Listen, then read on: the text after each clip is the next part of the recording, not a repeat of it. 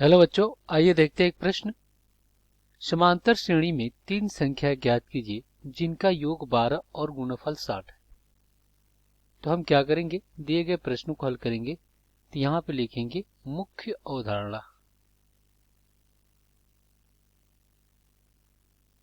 तो देखिए कह रहा है कि समांतर श्रेणी में तीन संख्याएं ज्ञात कीजिए। अगर हम तीन संख्या समांतर श्रेणी में ले रहे हैं तो अगर a माइनस डी एक संख्या हो गई, a हो गई और a प्लस डी हो गई, ये तीन संख्याएं समांतर श्रेणी में हो गई। अब ये कैसे पता करेंगे कि ये संख्याएं समांतर श्रेणी में है? तो यहाँ पे किन्हीं दो पदों के बीच का जो अंतर होना चाहिए समान होना चाहिए। यानी अगर हम द्वितीय पद में से प्रथम पद को घटाते हैं तो उसका जो मान आएगा वो तृतीय पद में से द्वितीय पद घटाने के बराबर होगा। यानी कहने का मतलब कि ये आपका क्या है, प्रथम पद है, ये द्वितीय पद है और ये तृतीय पद है। तो अगर हम क्या करते हैं, द्वितीय पद में से प्रथम पद को घटाते हैं तो देखिए क्या हो जाएगा, द्वितीय पद a है और इसमें से हम क्या करेंगे, घटाएंगे प्रथम पद को a माइनस डी को। तो यहाँ से देखिए क्या होगा, a से कट जाएगा और d बचेगा। और यहाँ पे अगर हम तृतीय पद में से द्वितीय पद को घटाते हैं तो तृतीय पद क्या है, a प्लस डी, और इसमें से घटाते हैं a। तो यहाँ से क्या हो गया, a से कट जाएगा, d बचेगा। देखिए दोनों अवस्था में जो सर्वांतर है वो क्या है, समान आ रहा है, और d आपका क्या है, ये सर्वांतर है, सर्वांतर ये हो गया। तो अब हम क्या करेंगे, दिए गए प्रश्न को हल करेंगे। तो यहाँ पे लिखेंगे हल।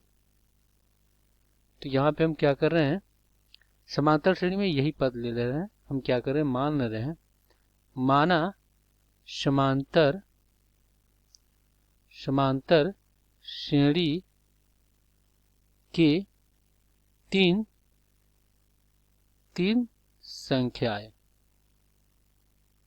तीन संख्याएं क्या है आपका, यह है a minus D comma A comma A plus D, यही है। तो यहाँ पे प्रश्न के अनुसार अब आते हैं, प्रश्न के अनुसार, प्रश्न के अनुसार कह रहा है कि इन तीनों का योग कितना है, 12 है। तो हो जाएगा a माइनस डी प्लस क्या हो जाएगा, ए प्लस डी बराबर कितना, 12। तो हो जाएगा a minus D plus A plus D बराबर में आपका 12। तो ये d से d कट गया, तो यहाँ पे 3a बराबर में 12।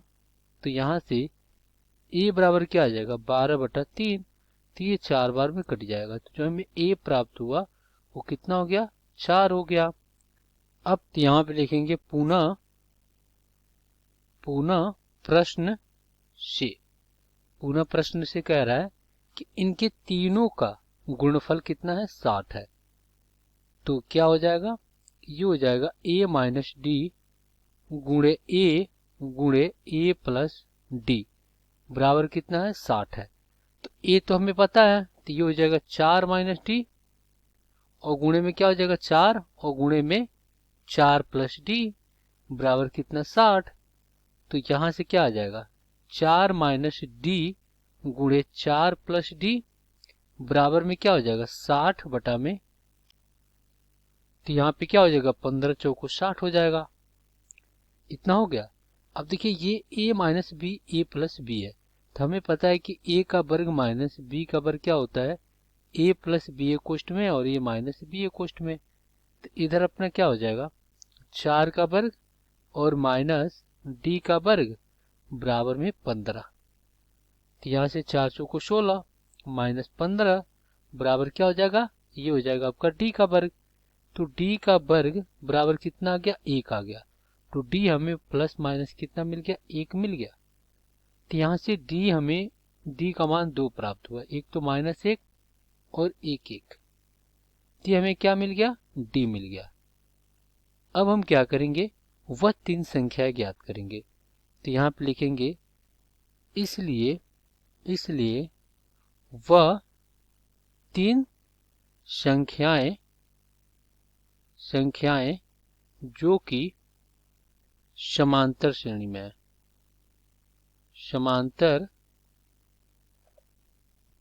श्रेणी में है वो क्या हो जाएंगी, a minus D comma A plus D. अब यहाँ पे अगर हम क्या करते हैं, d का मान -1 रखते हैं तो a कितना आपका 4 है, और d का मान -1 रखेंगे तो +1 हो जाएगा, और ये 4 हो जाएगा, और यहाँ पे क्या हो जाएगा 4 -1 हो जाएगा। तो यहाँ से हमें क्या प्राप्त हुआ, 5 4 3। जब d -1 रखते हैं, अब d क्या रख रहे हैं, 1 रख रहे हैं, तो क्या हो जाएगा, यहाँ पे रखते हैं 4 -1 और कॉमा 4 और इधर रखते हैं, तो देखिए क्या हो जाएगा 4 और +1 हो जाएगा। तो इधर अपना क्या बचा 3, और इधर बचा 4, और इधर बचा 5। तो आपके जो संख्याएं आ जाएंगी एपी में वो क्या आ जाएंगी, वो हो जाएंगी 5 4 3 और 3 4 5। ये डी पावर कितना है, 1 -1 पे, और ये डी पावर किस पे है, 1 पे। जब डी पावर -1 और डी बराबर 1, तो ये हमें क्या प्राप्त हुआ, एपी प्राप्त हो गया। तो ये हमें एपी के 3 पद प्राप्त हो गए। आशा करते बच्चों ये प्रश्न आपको समझ में आया होगा। धन्यवाद।